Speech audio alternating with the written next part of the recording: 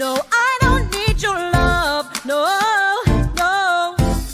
There's nothing left to discuss. No, no. But I don't need your love. No, no. Hi everyone, welcome to episode 13 of series 2 of West End Talks.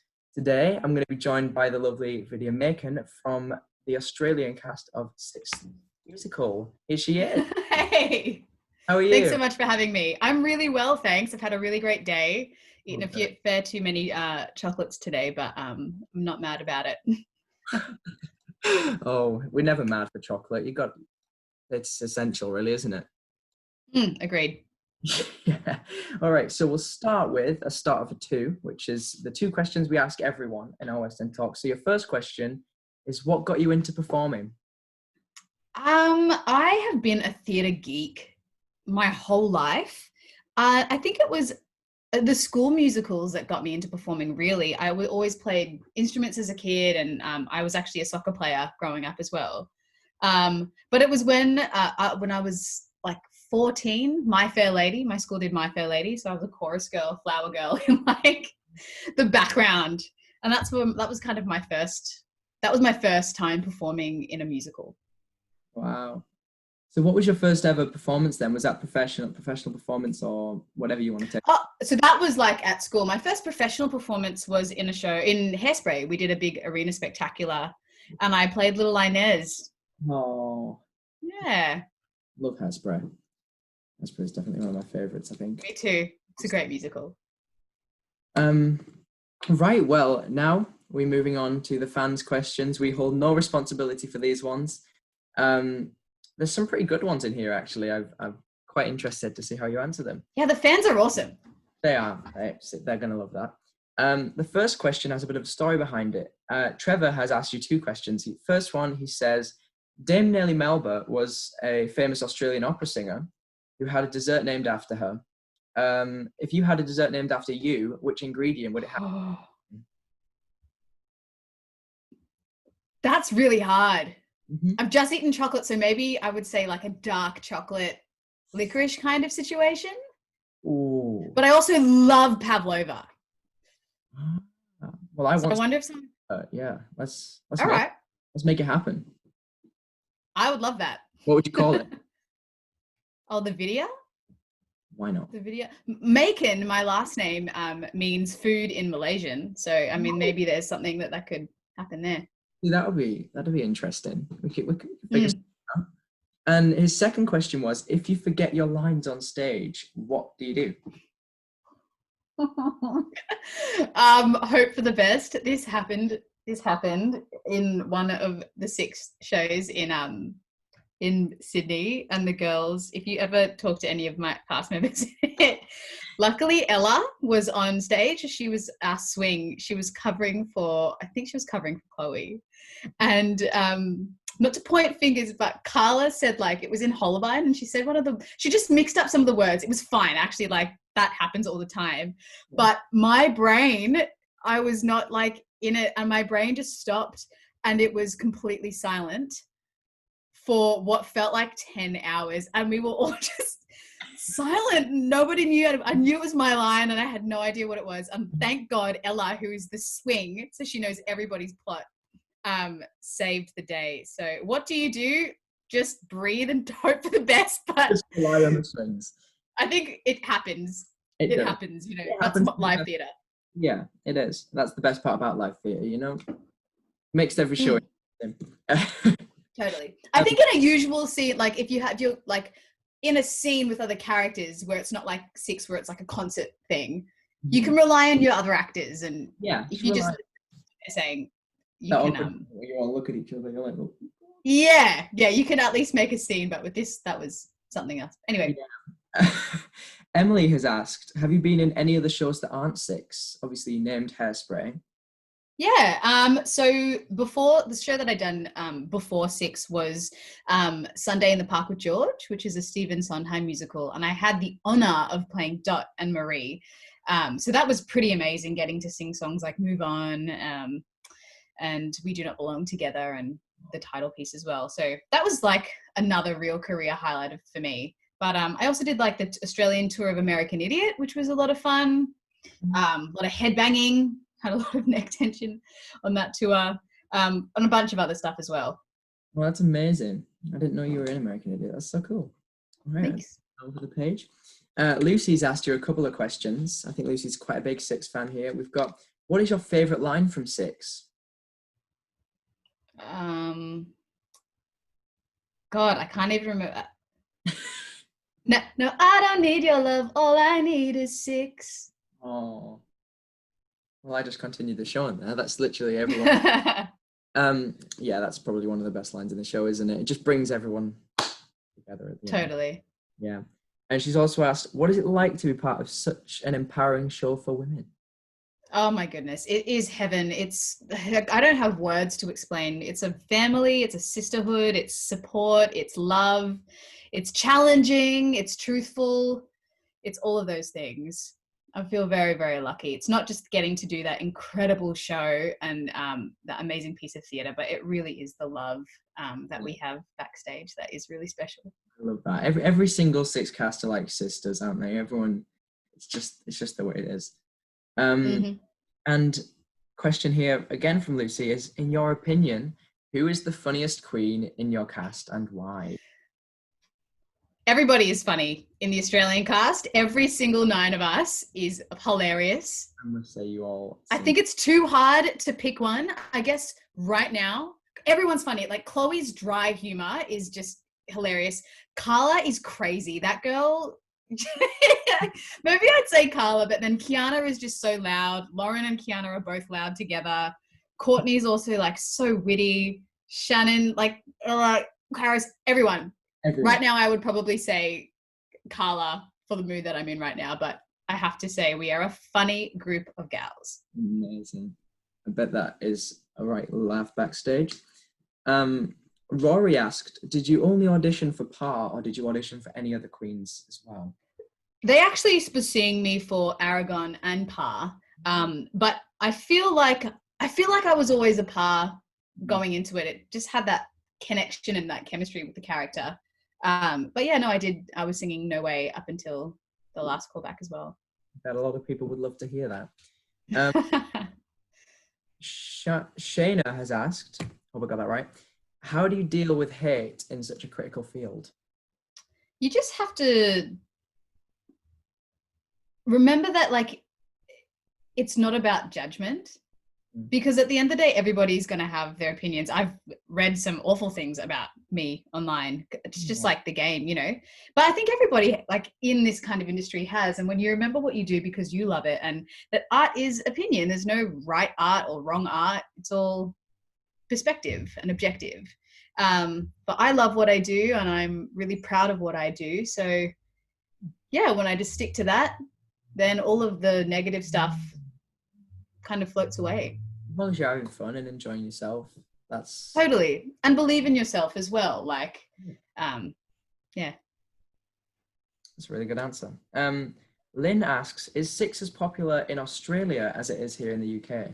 I'm like, well, I don't know how popular it is in the UK because I haven't been there recently. I feel like it's not, people in the mainstream probably don't know it as well as they would in the UK. Also, like the historical aspect of it in England, everyone knows the 6 wives of Henry VIII are. In a young age, yeah. It's part of your culture, whereas here it's like, oh yeah, that story, I kind of know it, but it's, you know, it's kind of removed, so it serves a different function here. I think if we'd have gotten the chance to tour, I think it really would have become like walking down the street, everybody would know what it is. But certainly with the fans and with the love that people who love it, who do know what the show is, there's a lot of love here in Australia, and we really do feel it. It does seem to be a lot of love for all casts everywhere. It's just, the queendom is a massive love pool, isn't it, really? It's not the best word to use, but yeah. I have no doubt we'll sell out when we open absolutely. again. Yeah. No doubt. We do get to tour a little while and get on the road. Fingers crossed. Sophie asks, which queen's costume is your favourite? My costume. I get to wear pants. I do love like Kiana's get up and the skirts as well. Yeah. Maybe I also love Courtney's, but I have to say Pars is my favorite. Right.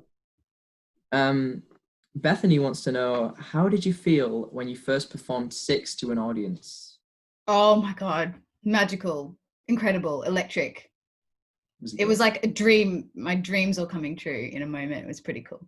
Were the audiences loud? Or did you get a lot of response from the first showing of Six? Yeah, the first shows especially were a lot of fans. So it was really vibey. And the room that we performed in wasn't like, here in Australia, usually when you're doing a big commercial show, the theaters are pretty big. It's like 2,000 seats. Wow. Whereas our little show had like 380 or something. It was a really small theater. So what it means is the vibe is really contagious and yeah, it doesn't feel empty. It felt so full every single show. Yeah, sometimes it is nicer performing in a smaller theater. Yeah, I think in the West End and in New York, my experience, the theaters are a bit smaller than what we have here, which I really like. No, we do have some smaller ones. The 2,000 seat theaters are usually the larger theaters that we've got. Yeah. Eve asks, do you have any funny stories from the show? I have so many funny stories from the show. I mean, the one where I forgot my line was pretty good. That was a really great one. But why can't I remember any at the moment? It'll come to me. We had a lot of fun on that stage. Like where little lines slip here and there is hilarious. We had this one woman in Get Down. This Lucy Moss and Toby told us, like, they're the writers of the show for people who don't know. In any other production, this has never happened, not even in Edinburgh where the stage was on the same level as the audience. But in Australia, I think it's just people are so keen and so like willing to get up.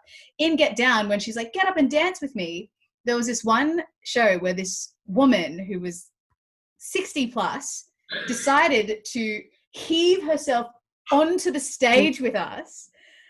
And at that point, we broke character and was shocked because we were like, this is a health hazard. We need to get her down. And so Kiana's trying to finish Get Down. Lauren's doing this, like trying to get it off the stage. Some of us go back to like finish the choreo, but we didn't really, it was hectic. You could, and apparently backstage people were running around. So that was up there with one of the funniest things that happened in the season. Brilliant. Oh, we need to find this lady. And it's not like a couple of other people also went, and from that experience we were also traumatized by it. It happened again where like some guy was like ready to get up and Kiana just went, no, like in the middle of the song, Get Down, no. And we're all like that. So look, Aussies are just keen to get involved. That sounds great. I wonder if anyone's ever going to try that now. Someone's going to try that now in the UK. Probably. Becca asks, what was the audition process like? Long. It was a full-on audition process. The thing about Six is it's not just testing you, because it's a hard show to do. It's the hardest show I've ever had to do. But there are heaps of girls here in Australia who could also do it. Like, we have a very, very talented and amazing industry here. But the thing about Six is it's not about getting girls who can just sing and dance and act the thing. You need to get girls who will work together. So the 6 of us, the 9 of us, needed to be a unit. And so the audition process was like quite long because they needed to see people really working together. It wasn't just a matter of coming in, singing the song and doing it. It was all about chemistry and finding girls who can fit that sisterhood and don't have to compete in a negative or damaging way. Yeah. As part of the audition process, don't you have to sing in front of each other at some point in the process to get more? Yep, you have to sing your callback song and do the monologue, do the opening scene all together. So, yeah. Oh, that sounds really nice then. Another question that follows on from this, Hannah's asked, what were the rehearsals like? The rehearsals were awesome. We got to watch Beyonce and get paid for it. Wow. I have to admit, they were really hard. The show is a lot. Like, there's only 6 of you. I'm not a full dancer. I call myself a strong mover. So the choreography content of it was full on. I'd be lying if I said that, there weren't any tears. There were a lot of tears. There was a lot of stress. There was a lot of content. We only had 2.5 weeks to rehearse it here in Australia, so it was really quick. It was full on. It was amazing, but it was also ridiculously supportive. I've never felt so supported by a creative team. Freya, our associate choreographer, and Grace and Joe, who were the creatives who flew from London, were so amazing. And yeah,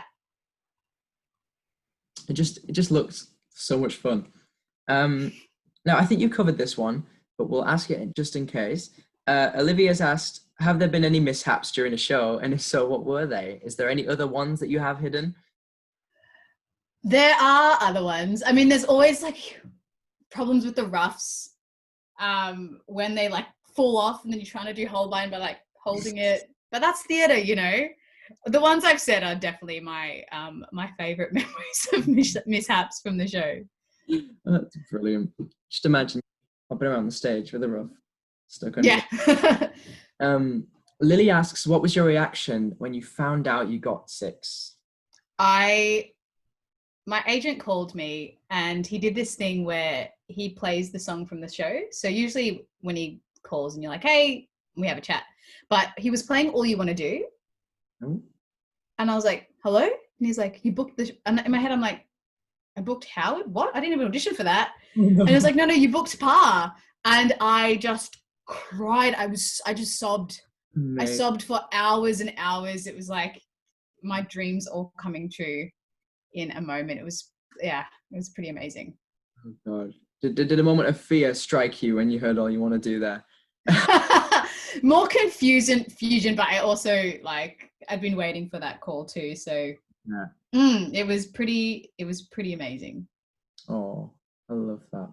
I love hearing people's audition stories and finding out when they've got it. It's one of the best things to listen to. It's a very magical part of our industry. Yeah. Amelie has asked, aside from I Don't Need Your Love, what is your favourite song in 6?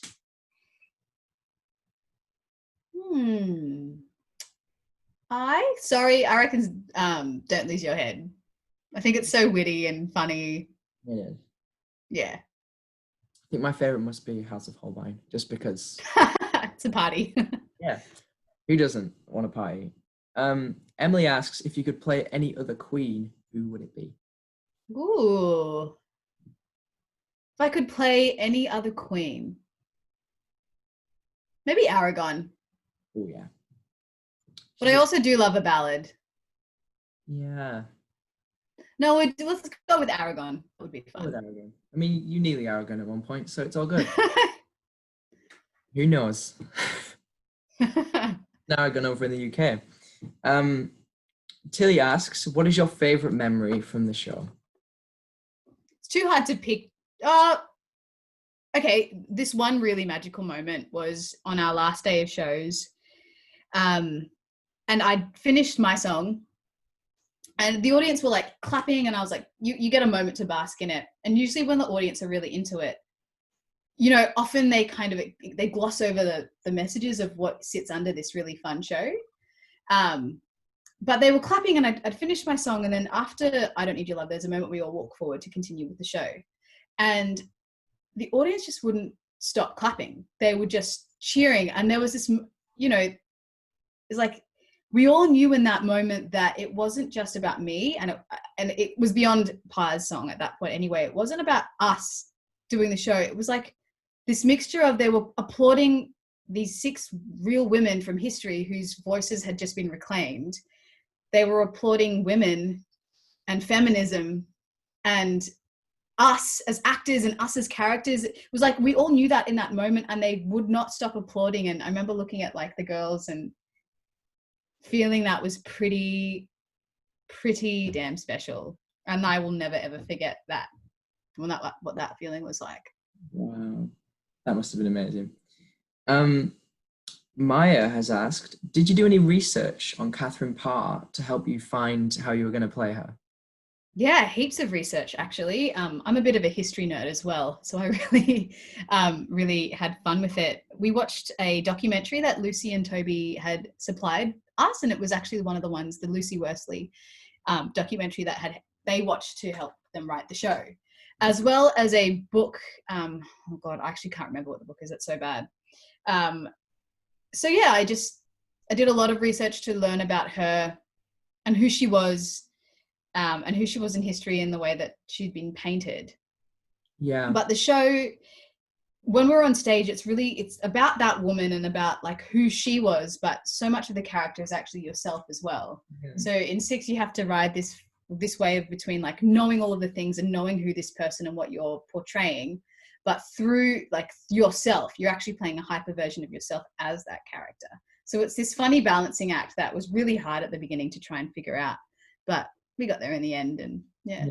So interesting listening to the different history about them all. I love doing that. Just listening about when you piece it together with the show as well, and you sort of go, wow, oh, that fits. And that obviously it's so well written by Lucy and Toby. Mm-hmm. It's just really clever. So it's brilliant. It's really brilliant. Absolutely. We're getting there with the questions. We're nearly through with the fans' questions. Jade asks, if you could speak to Catherine Parr today, what would you say to her? That is a great question. Yes. I would want to sit with her and talk about women's education and the role of being a woman in society, because that has changed so much, obviously. And to show her the types of things that we can do now and the role models that we have. And I would love to have a chat with her about education, because she was a real big advocate for that. Yeah, she was. How do you think she would feel today, seeing how different everything is? Do you reckon? Because obviously you're partially Catherine Parr. I think that she'd be proud. Yeah. I think she'd be a bit shocked because living in those times and being so oppressed, it's almost like worlds away. In some ways we're not as well, though, you know. In some ways it's very much the same. So I think she'd be quite delighted. Yeah, it would be so different. Yeah. Honey asks, who is your queenspiration for your Catherine Parr? For my Catherine Parr, I think the women in my family. Yeah. I look at them all as survivors. They're intelligent, educated women who have opinions and feelings about the world. And I've always had that to look up to. So yeah, I'd say that. One you don't really hear. Everyone else is like, oh, I don't know, Beyonce. But no, I like that. Georgia asks, what is your favorite dance routine in the show? Oh, do you know what? Holbein is really, really fun. But I also love Get Down, because it's just like you get to get down. Yeah. Yeah, you know it. Also this, like learning how to whack. Whacking was fun as well. Don't even. It's hard to pick one. Spent days on end trying to learn that whacking. So what is your go-to Holbein move then? Mine is the running man. The running man, and then I do a bit of moonwalking. Oh, we need to see this. See, I'm gonna get a trip to Australia. We're coming to see you. Please do. Wish I could. Charlotte asks, what is the hardest part about being in Six? I think at first it was the load, the pressure. Playing a hyper version of yourself can be very exposing, and just it's so much physically and vocally, and you know, carrying that 9 times a week, which is what we were doing, which is full on. But I think once I'd gotten into the routine of that, it never got easy, but you got used to figuring out how to deal with it. What I think is a bit of a hard thing is because Six is so present on social media. I think people forget that, you know, we're our own people as well, and that the show is a job. You know, in any other industry, you leave that and when you come home and you can be on social media. But for us, having your phone on you, you take that job home, and you have people constantly messaging amazing, beautiful things. But it can be really tough to like just leave work and get back to yourself, because you're constantly. Yeah, so I was finding I would delete Instagram sometimes for a few days at a time just to get some video time and things that weren't Catherine Parr and Six. So that is a bit of a tricky thing, because it's hard as well, because, you know, we're so appreciative and we love the love and the inspiration and how much this show means to people. We want to engage as well. It's just finding that balance between what's healthy for us personally as people and as performers and role models.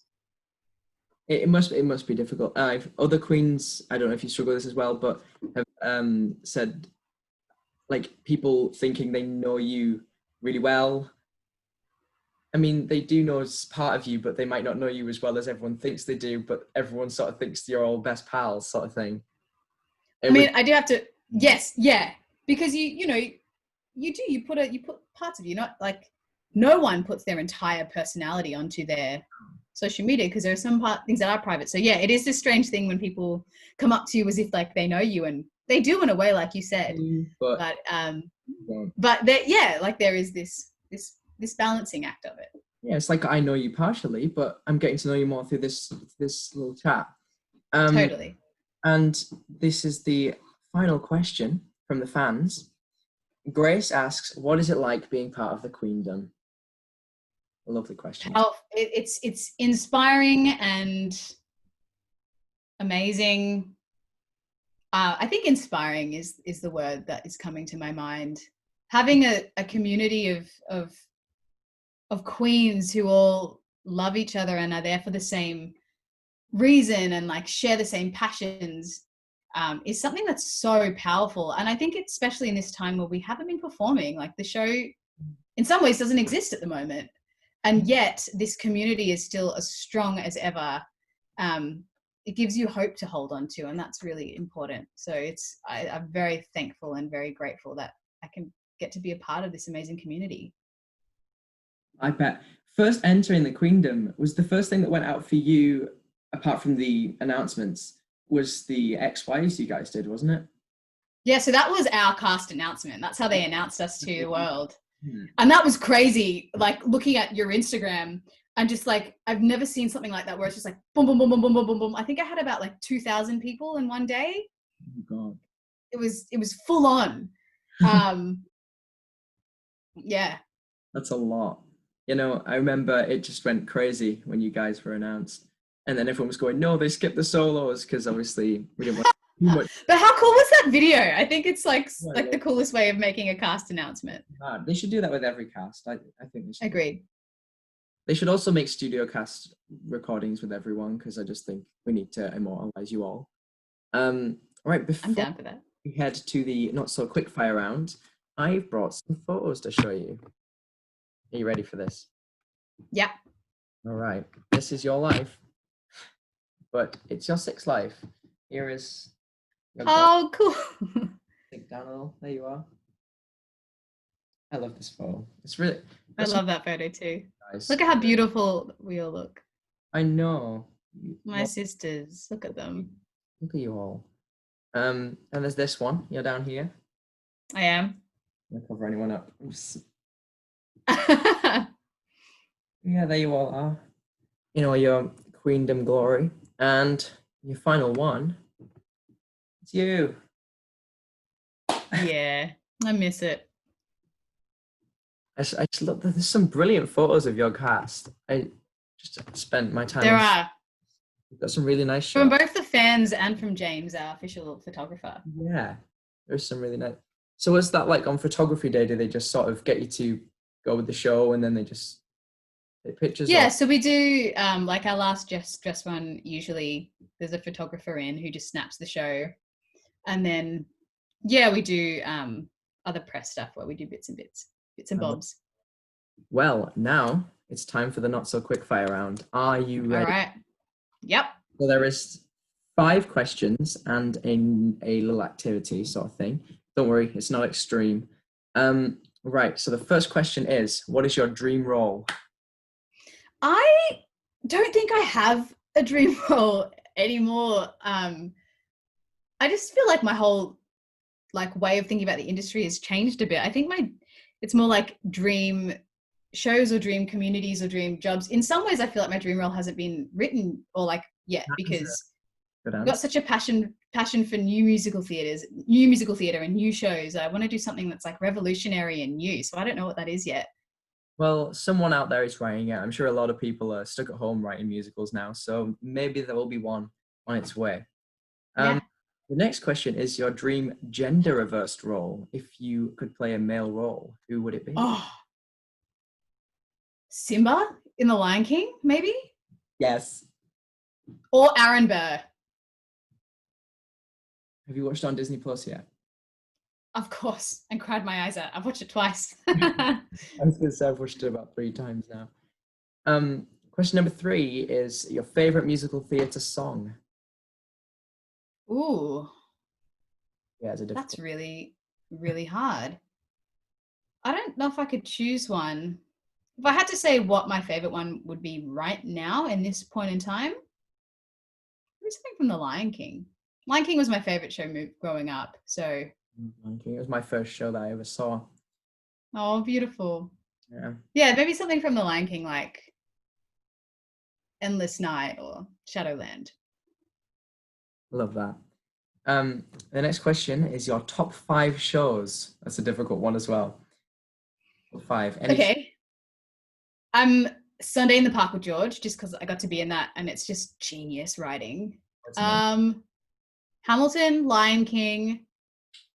I reckon 6. I really love this show.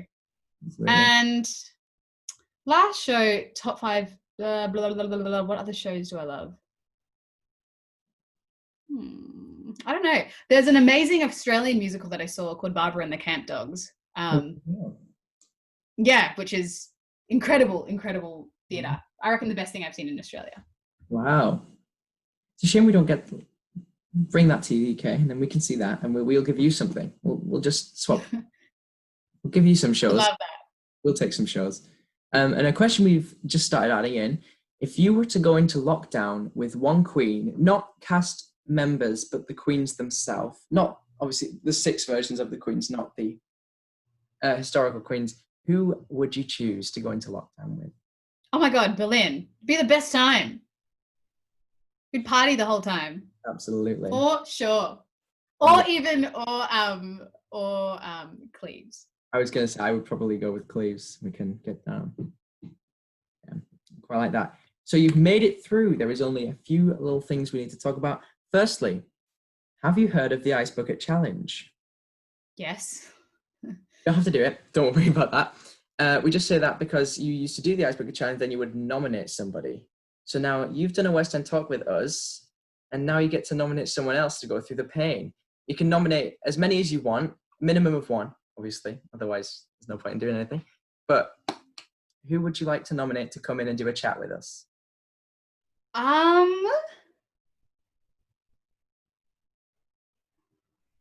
would like to nominate my friend Phoebe. She's currently living in London. Her name's Phoebe Panaritos. She's an amazing Australian musical theatre star. She was played What's Her Name when I did American Idiot. And also was the lead in Strictly Ballroom here in Australia. But she's currently living in London. She's actually about to do a show, I think, in 2 weeks' time or so. But yeah, I would like to nominate my friend Phoebe Panaritos. Amazing. So after this, if you could go onto Twitter and just say you've just done a chat with us and tag us. I don't have Twitter, unfortunately. Could you do it on Instagram, an Instagram story? And just and say you've done a chat with us and ask her if she wants to get in touch with us to organise her coming in and doing a chat. Sounds good. Brilliant. So thanks for that. So now that's all from you. However, I just want to mention the charity. Of course, we aren't just here for fun as much as we may have had fun. I certainly did. We are trying to raise some money for Acting for Others. So anything you have, you just drop it in. There's a link in the description. And anyone who has anything spare, they support actors the whole year round, not just in a time like this, but we do need support in a time like this. So any money you can, if anyone wants to donate, there is a link in the description. So I just want to thank you for coming in, Vidya, and let you all know that next up is Graham's back, and he'll be chatting to Kirsty McLaren. So tune in for that one. But all I've got to have to say is thanks for watching, everyone. Thank you for coming in. Thank you so much for having me. Had a great time. Amazing. All right, bye everyone. Welcome to the house. To the house of Holbein.